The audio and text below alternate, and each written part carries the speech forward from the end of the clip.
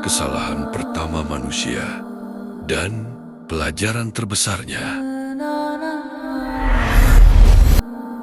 Dalam sejarah manusia, kesalahan pertama bukanlah pembunuhan, bukan pula pengkhianatan. Ia adalah sebuah keputusan sederhana yang diambil tanpa paksaan. Dan dari kesalahan itulah manusia belajar tentang tanggung jawab, taubat, dan arti menjadi manusia. Allah menciptakan Nabi Adam sebagai manusia pertama, bukan sekadar makhluk hidup, tapi sebagai khalifah di bumi. Ia diberi kehormatan, ilmu, dan kebebasan memilih. Bahkan para malaikat diperintahkan untuk menghormatinya. Sejak awal, manusia tidak diciptakan sebagai makhluk tanpa kehendak. Manusia diciptakan dengan kemampuan memilih. Dan itulah inti dari ujian hidup. Iblis tidak memaksa, ia tidak menyeret. Ia hanya membisikkan keraguan bahwa larangan itu berlebihan, bahwa ada manfaat tersembunyi, bahwa Adam dan Hawa akan menjadi lebih baik jika melanggarnya. Dan pada titik itu, Adam memilih. Kesalahan pertama manusia bukan karena tidak tahu, tetapi karena menganggap remeh satu batas kecil. Di surga, Adam dan Hawa diberi kenikmatan tanpa batas. Namun ada satu larangan yang jelas. Jangan dekati pohon itu. Larangan ini bukan karena pohonnya istimewa, tapi karena ketaatanlah yang diuji, bukan objeknya. Disinilah ujian manusia dimulai, bukan pada hal besar, tapi pada keputusan kecil. Penting dipahami, kesalahan Nabi Adam bukan kejahatan, dan bukan pula pembangkangan penuh kesombongan. Berbeda dengan iblis yang menolak dan membelah diri. Adam segera menyadari kekeliruannya. Ia tidak menyalahkan Hawa, tidak menyalahkan iblis, tidak mencari alasan. Inilah perbedaan besar antara kesalahan manusia dan kesombongan makhluk yang enggan bertanggung jawab. Nabi Adam berkata, "Ya Tuhan kami telah menzalimi diri kami sendiri. Jika Engkau tidak mengampuni kami dan merahmati kami, niscaya kami termasuk orang-orang yang merugi." Kalimat ini sederhana, tapi di dalamnya ada pelajaran besar. Mengakui kesalahan tanpa menyalahkan siapapun. Inilah taubat pertama manusia, dan inilah yang membuat Adam tetap dimuliakan. Adam dan Hawa diturunkan ke bumi, bukan sebagai bentuk kebencian, tapi sebagai konsekuensi kehidupan.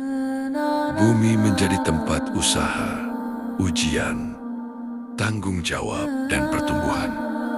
Sejak saat itu, hidup manusia tidak bebas dari kesalahan, tapi selalu terbuka untuk perbaikan.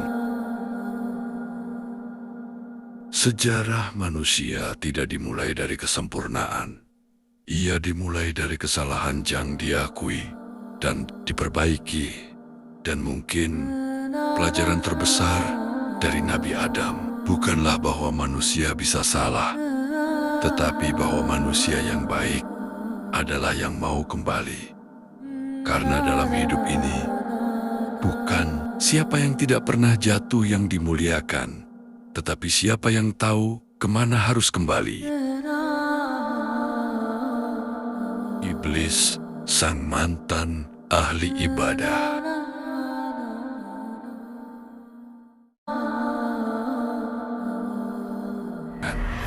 Makhluk itu bernama Iblis. Iblis bukan makhluk biasa.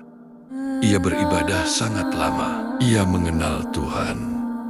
Ia adalah penduduk langit terkemuka. Bahkan ia juga memimpin para malaikat.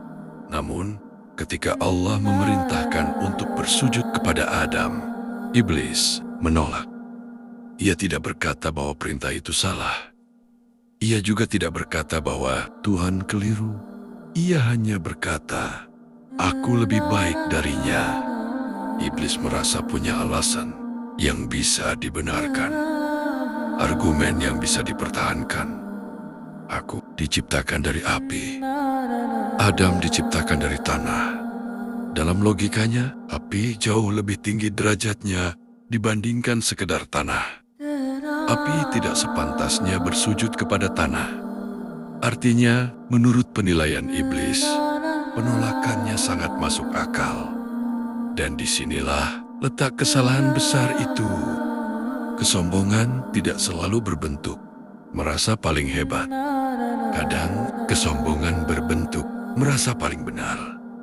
Iblis tidak merasa sombong, ia merasa logis. Iblis juga tidak merasa durhaka, ia merasa punya alasan. Dan seringkali, kesombongan memang datang dengan wajah yang terkesan masuk akal. Hal seperti ini sangat dekat dengan kehidupan kita. Manusia, seseorang bisa berkata, "Aku hanya jujur, aku hanya tegas, aku hanya menyampaikan kebenaran. Aku suka menjadi apa adanya. Ini adalah kebaikan, ini adalah kebenaran yang harus diperjuangkan." Seakan memang begitulah seharusnya menjadi manusia. Namun, di balik semua itu, tanpa sadar, bisa saja hal yang dianggap baik dan benar itu ternyata adalah bentuk halus dari penolakan untuk melihat kesalahan diri sendiri. Bukan karena tidak tahu, tetapi karena merasa sudah benar. Memang tidak mudah disadari. Namun, begitulah penyakit hati. Perbedaan Nabi Adam dan iblis. Nabi Adam juga melakukan kesalahan. Namun, ketika diingatkan, Adam tidak berdebat. Ia tidak menjelaskan alasan. Ia tidak menyalahkan keadaan. Ia mengakui kesalahannya. Inilah perbedaan yang sangat penting. Adam salah, tetapi mau mengakuinya. Iblis salah, tetapi justru merasa paling benar. Kesalahan tidak selalu menjatuhkan.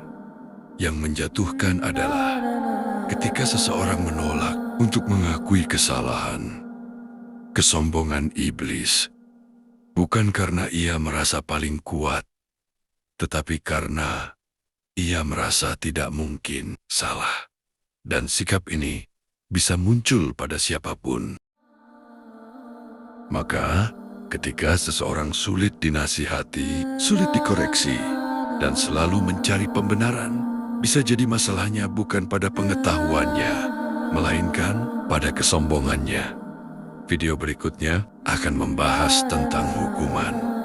Apakah itu benar-benar hukuman? Atau justru bentuk kasih sayang Tuhan dari sang zaman?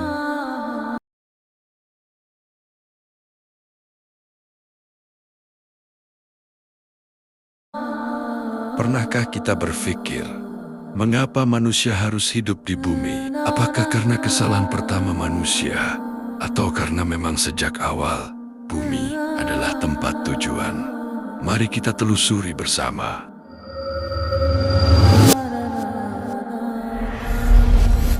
Banyak orang memahami bahwa diturunkannya Adam ke bumi adalah bentuk dari suatu hukuman. Karena Adam melanggar perintah lalu diusir dari surga. Namun, benarkah sesederhana itu? Apakah hidup di dunia adalah akibat dari murka Tuhan? Nabi Adam memang melakukan kesalahan. Ia mendekati pohon yang dilarang. Namun setelah itu, Adam tidak membantah. Ia tidak mencari alasan. Ia tidak menyalahkan siapapun. Ia mengakui kesalahannya dan lalu memohon ampun. Dan kita tahu Allah menerima taubatnya. Ini bagian yang sering terlewat. Pertanyaan berikutnya adalah, jika taubat Adam diterima, lalu mengapa Adam tetap diturunkan ke bumi?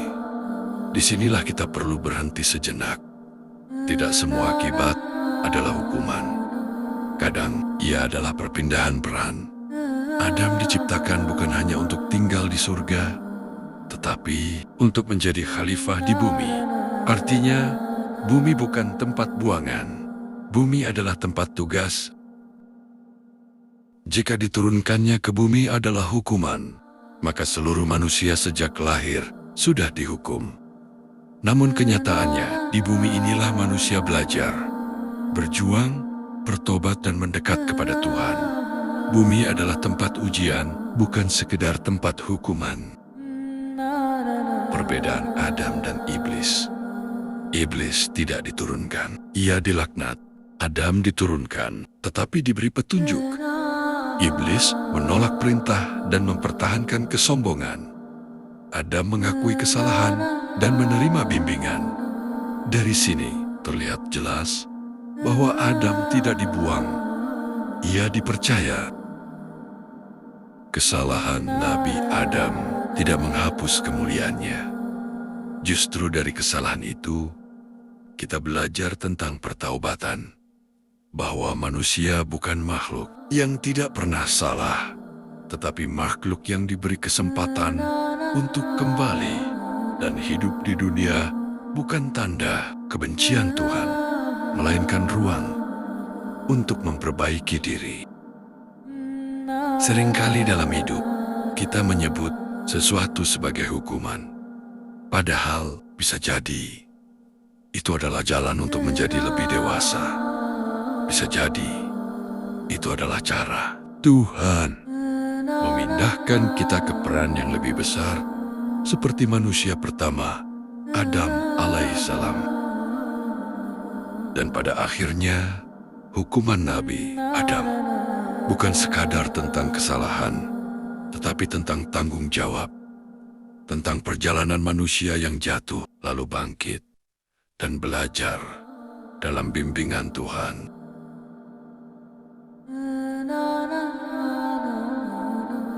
Dari sang zaman, kita belajar. Semoga bermanfaat. Dan sampai jumpa di episode selanjutnya.